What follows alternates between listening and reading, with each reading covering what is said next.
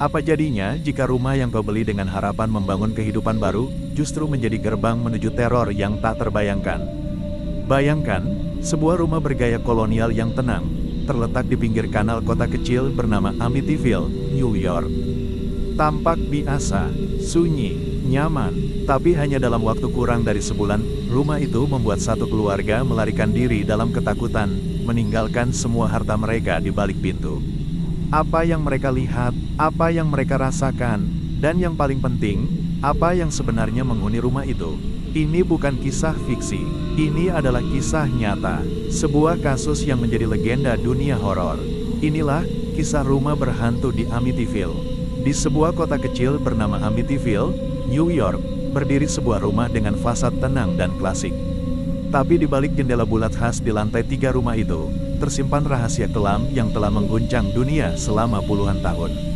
Inilah kisah nyata yang menjadi dasar dari banyak film horor, kisah mengerikan tentang keluarga Lutz dan rumah berhantu di Amityville. Pembantaian yang mengawali segalanya. Tanggal 13 November tahun 1974, Ronald DeFeo Jr. menembak mati 6 anggota keluarganya saat mereka tidur, ayah, ibu, 2 saudara laki-laki, dan 2 saudara perempuan.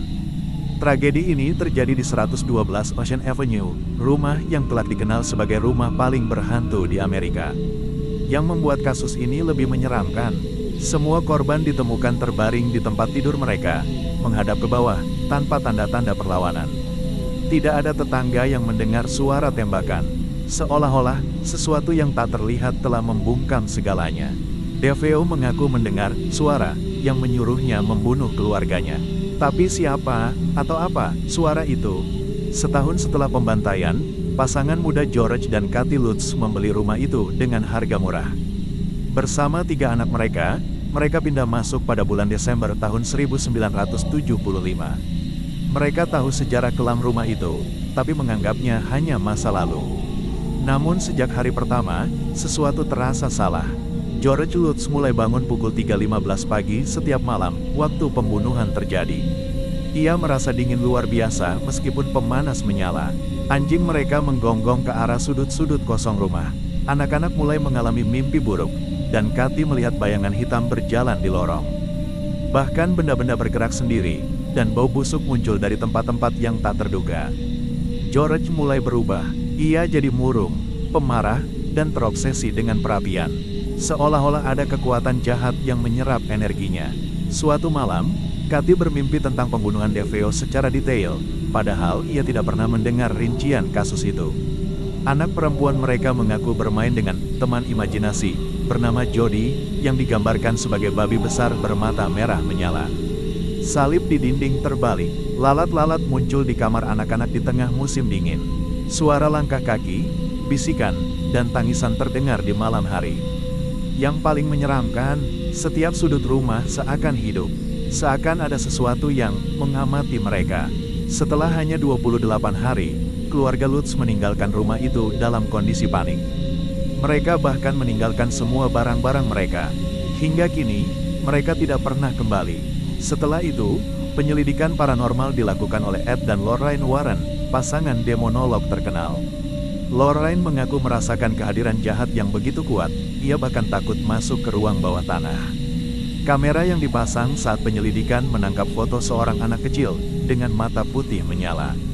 Tapi semua pintu dikunci, dan tidak ada anak-anak yang hadir saat foto itu diambil. Fakta, mitos, dan warisan horor. Banyak yang mempertanyakan kebenaran kisah ini. Beberapa menyebut cerita keluarga Lutz sebagai rekayasa. Namun George dan Kathy Lutz bersikeras bahwa mereka mengalami teror nyata, dan mereka tidak pernah mengubah versi cerita mereka hingga akhir hayat. Hingga kini, rumah itu telah berganti kepemilikan beberapa kali. Tapi satu hal tetap sama, kisah horor Amityville telah menjadi legenda yang menakutkan, dan belum pernah benar-benar terbantahkan. Setelah kepergian keluarga Lutz, rumah di 112 Ocean Avenue kembali menjadi objek ketakutan warga sekitar. Rumah itu dibiarkan kosong selama berbulan-bulan, meskipun ada beberapa orang yang tertarik membelinya. Tapi setiap kali calon pembeli mendengar tentang kisah keluarga Lutz, mereka mundur. Namun tidak semua orang takut. Beberapa peneliti paranormal justru tertarik. Salah satunya adalah seorang penyelidik independen bernama Marvin Scott. Ia mencoba tinggal semalam di rumah itu, dan keluar esok paginya dengan wajah pucat, menolak menjelaskan apa yang dilihatnya. Pengalaman paranormal di masa-masa setelahnya. Pemilik rumah berikutnya mencoba hidup normal. Mereka merenovasi sebagian rumah, mengganti cat, bahkan mengubah bentuk jendela bulat ikonik di lantai atas agar rumah itu tak dikenali. Tapi gangguan tetap datang. Seorang wanita yang sempat tinggal di rumah itu pada tahun 90-an mengaku sering mendengar suara-suara dari loteng, padahal loteng itu sudah dikunci rapat. Barang-barang hilang, lalu tiba-tiba muncul kembali di tempat yang aneh. Cermin retak tanpa sebab, bayangan lewat di ujung mata. Namun gangguan paling sering terjadi saat malam tiba. Seorang anak kecil yang tinggal di sana pernah berteriak histeris, mengatakan ia melihat lelaki tinggi berwajah hitam, berdiri di kamarnya. Ketika ayahnya masuk, ruangan itu sangat dingin, dan lampu berkedip-kedip. Seorang peneliti bernama Hans Holzer, seorang parapsikolog terkenal, melakukan penyelidikan mendalam. Ia menyelidiki sejarah tanah di bawah rumah itu. Ternyata, jauh sebelum rumah itu dibangun, lahan tersebut dulunya adalah tempat pengasingan suku asli Amerika untuk orang-orang yang kerasukan roh jahat.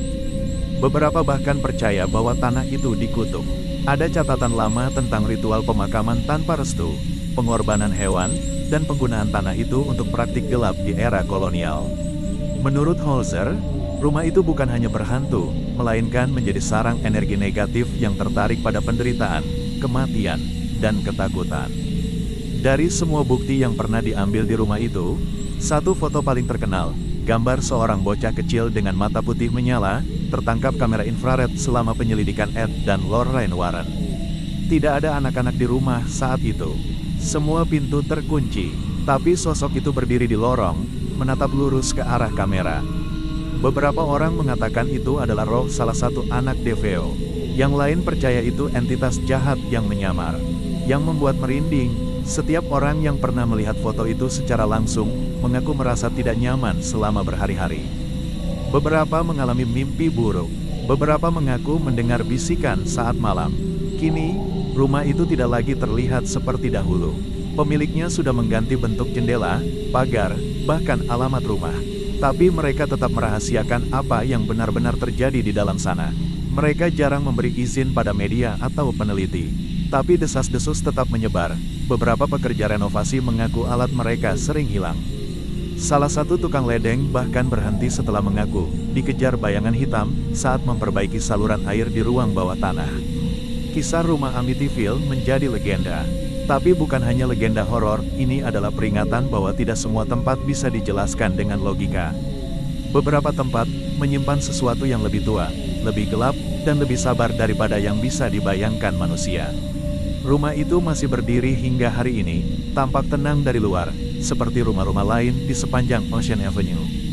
Tapi mereka yang pernah masuk, tahu, ketenangan itu hanyalah topeng.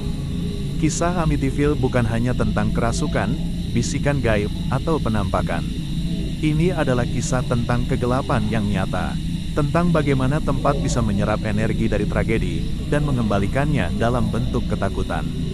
Apakah semua ini benar adanya, atau hanya cerita yang dibesar-besarkan? Jawabannya, mungkin tidak pernah akan benar-benar terungkap. Tapi satu hal yang pasti, setiap rumah punya cerita, dan beberapa seharusnya dibiarkan terkubur dalam diam.